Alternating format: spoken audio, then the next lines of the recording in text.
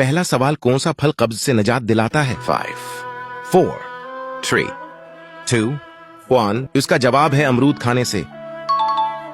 दूसरा सवाल, किस मुसलमान को अल्लाह ताला ने नमाज पढ़ने से मना किया है? 5 4 3 2 1। जवाब है शराबी को।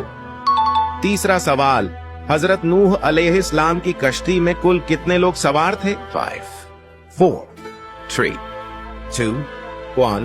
जवाब है 80 लोग। चौथा सवाल, दुनिया में सबसे पहले कब्र किसकी बनी थी? 5 4 3 2 1। जवाब है हाबील की।